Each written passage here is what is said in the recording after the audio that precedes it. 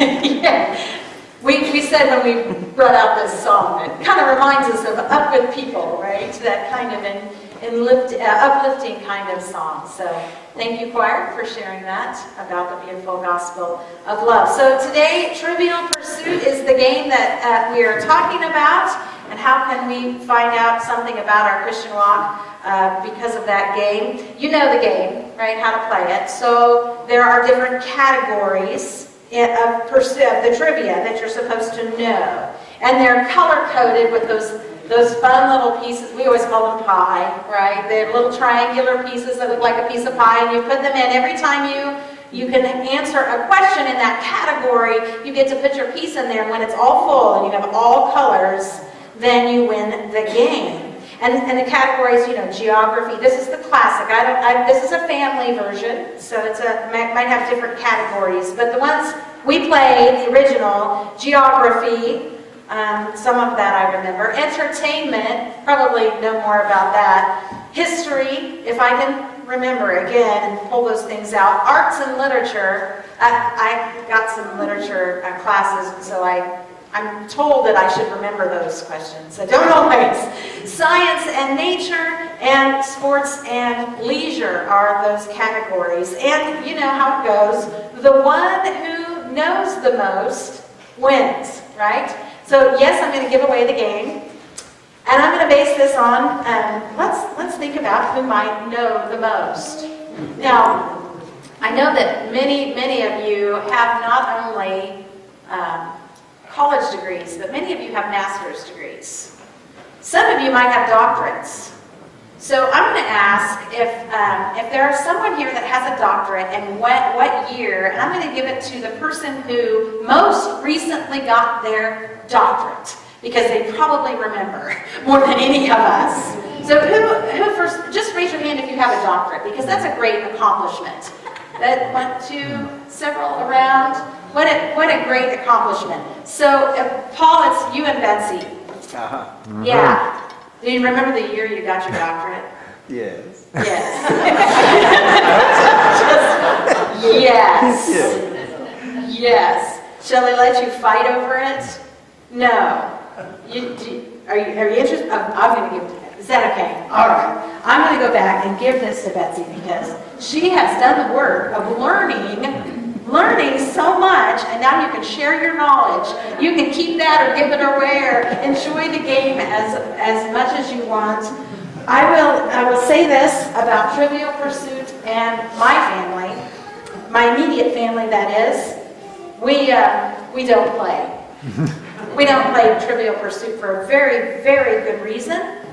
My husband Greg has never lost that game of Trivial Pursuit. I'm serious. We don't play Trivial Pursuit. We also don't play Scrabble because I'm the one that wins that game.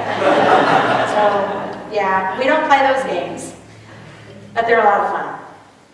So our sermon series has led us from Jesus talking about parables of the kingdom and what we can expect when we realize that kingdom on earth to the very last week that Jesus spent in Jerusalem. You remember that week Jesus arrived into Jerusalem on the back of a donkey with a parade of palms before him. And he immediately, first thing, went to the temple, as we would rightly expect, and he cleansed it. Do you remember how?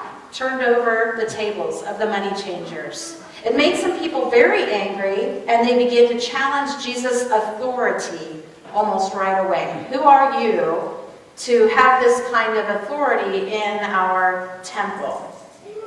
So Jesus continues to provoke the powers that be, just like him, by sharing these parables. We heard some of those recently. Ones like the wicked tenants. Do you remember the parable of the wicked tenants? Where, the kingdom and the vineyard and the tenants would come, and the tenants would kill anyone that would come and try to receive the harvest that belonged to the master.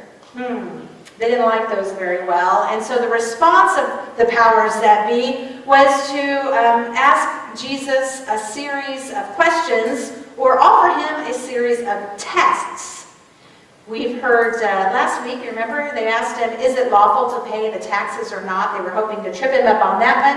Another one that they have asked is this one that we have today. From the lawyer, which law shall we hold above all others? Which law? Scholars call this time of back and forth between Jesus and the religious authorities the temple disputes. This debating and squabbling and trying to lay each other out, asking Jesus questions for which there is no right answer, and which are blatant attempts to just trap him into saying something that could be turned into a chargeable offense. I mean, they were really out to get his goat. And the trap for this question, I mean, it doesn't seem like maybe there's a trap there. Which commandment is most important? But, you know, the thing is, if you choose one of those 613 laws, it means that the other 612, well, what about those? And so they were trying to trap him. It's hard to choose one thing over another. There's a story about a mother who brings to her son 2 shirts, a red shirt and a blue shirt. So she brings him in and says, son, which shirt do you like better, the red one or the blue one? And he says, Mom, I really like them both equally. And so she said, well, I'll leave them here for you. You wear one. And so she goes out of the room, and the son follows her out of the room after he's got his shirt on and he's got the red one on. And Mom looks at him and says, so you don't like the blue one? Yeah. Right. No matter what you pick and put above everything else, there's an assumption that whatever you didn't pick isn't important or that you don't care as much about. That's the way the lawyer hoped to trap Jesus. Now, when we say lawyer, I want to share this. We're not talking about a lawyer like we have lawyers today. This person would have been more of a Bible theologian, a Bible expert, someone who would know the law, know the prophets, know the religion very, very well, and would be able to teach it and to judge by it. So a little bit different than the lawyer that we think about.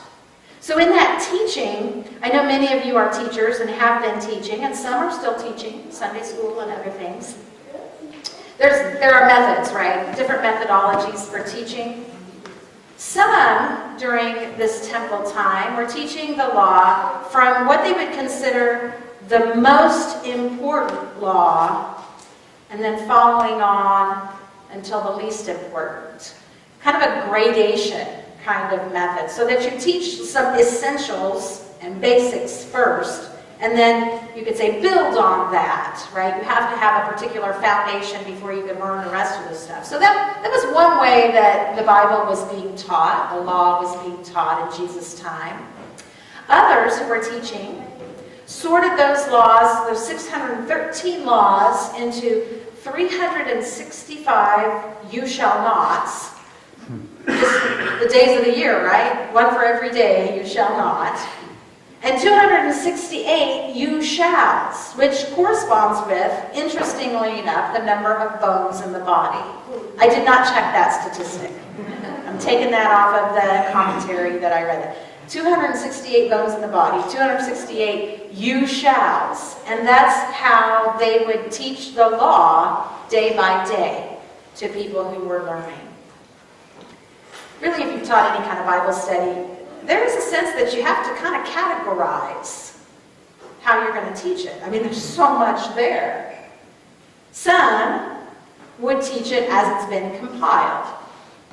So that you have creation, and then the fall, and then the patriarchs, and then the kings, and the exile, and the prophet, and then into the New Testament, the time of Jesus, the time of the apostles, the time of the epistles, and ending with the Revelation. That's a good way to teach it. Disciple Bible study, I know many of you have taken that, kind of follows that pattern. You could teach it chronologically.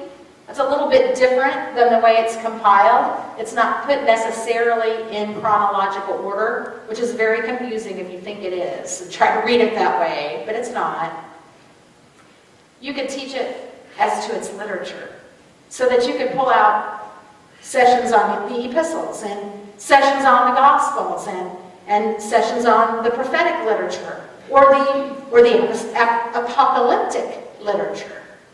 So many different ways to categorize and to teach. You could teach The Bible according to the narrative of God's overarching love for creation. In any sense, though, when you're going to teach the Bible, you have to categorize it. Another word for that might be to compartmentalize. Do you know that word? Compartmentalize? Its first use was recorded in 1925. And the idea of the word is to group or to rank or to sort, separate it out into categories. Kind of like in the game of Trivial Pursuit. There are different categories and compartments of things that we know. Interestingly enough, another new word first came into use in about 1926 then. That word is holistic. From compartmentalization to holistic. Holistic related to complete systems. Think of holistic medicine, where you treat mind, body, and soul. Or holistic ecology, when we're thinking about all levels of our ecological system and how we can take care of our earth and everyone in it. So the sense of the word holistic, to unite, to combine, to desegregate. I thought that was interesting. And Jesus, well ahead